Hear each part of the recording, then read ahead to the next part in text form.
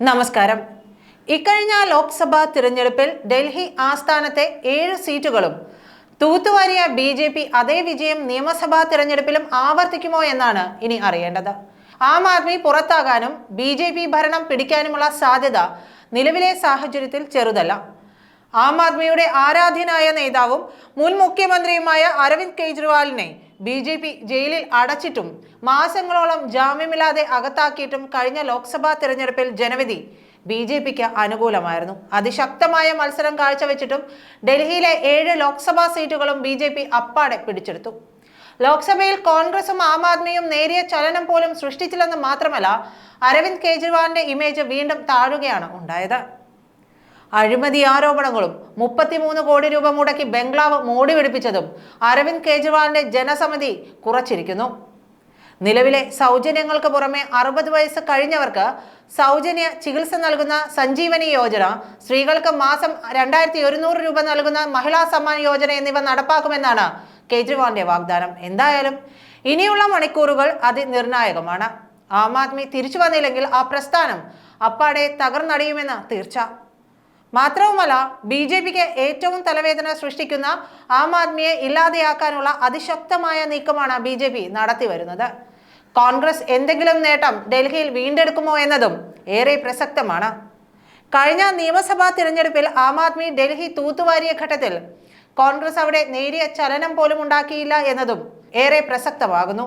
ഡൽഹി നിയമസഭാ തിരഞ്ഞെടുപ്പിൽ പ്രചാരണം ശക്തമാക്കി ആം ആദ്മി പാർട്ടിയും ബി.ജെ.പിയും കോൺഗ്രസും മുന്നേറുകയാണ്.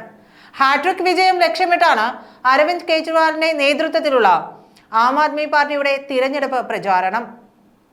വികസനവും സൗജന്യ വാഗ്ദാനങ്ങളുമാണ് കെജ്രിവാളിന്റെ പ്രചാരണ ആയുധം. എന്നാൽ ആം ആദ്മിയെയും കെജ്രിവാളിനെയും കടന്നാക്രമിക്കുകയാണ് ബി.ജെ.പി. അതേസമയം കോൺഗ്രസ് ആം ആദ്മി പാർട്ടിയുടെ സൗജന്യ വാഗ്ദാനങ്ങൾ മറികടക്കാനുള്ള പ്രഖ്യാപനങ്ങളുമായി കളം പിടിക്കുകയാണ്. ഡൽഹിയിലെ എല്ലാ സ്ത്രീകൾക്കും മാസം 2500 രൂപ വീതം നൽകുമെന്നതുൾപ്പെടെയുള്ള വാഗ്ദാനങ്ങളാണ് കോൺഗ്രസ് മുന്നോട്ട് വയ്ക്കുന്നത്. കടുത്ത തണുപ്പ് ഡൽഹിയെ വിറപ്പിക്കുന്ന സാഹചര്യത്തിൽ ഫെബ്രുവരി 5-നാണ് ഡൽഹിയിൽ വോട്ടെടുപ്പ് നടക്കുന്നത്. 8-ന് ഫലം പ്രഖ്യാപിക്കും.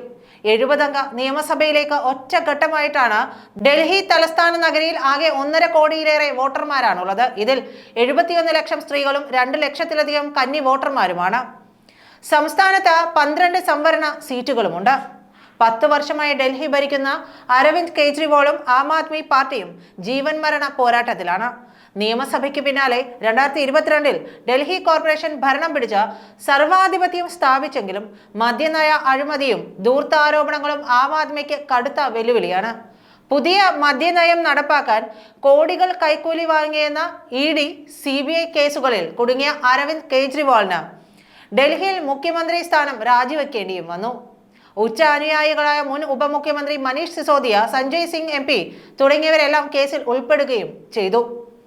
2022-ലെ മുനിസിപ്പൽ തിരഞ്ഞെടുപ്പിൽ അഴിമതി ആരോപണങ്ങൾ ബാധിച്ചിരുന്നില്ല. എന്നാൽ ഇതിനുശേഷമാണ് കെജ്രിവാളിന്റെ അറസ്റ്റും ജയിൽവാസവും ഉണ്ടായത്. ഭരണം കിട്ടിയാൽ സൗജന്യങ്ങൾ തുടരുമെന്ന് ബി.ജെ.പി വ്യക്തമാക്കിയിട്ടുണ്ട്. സ്ത്രീകൾക്ക് മാസം 2500 രൂപ നൽകുന്ന പ്യാരി ദീദി യോജന പദ്ധതിയാണ് കോൺഗ്രസ് പ്രഖ്യാപിച്ചത്.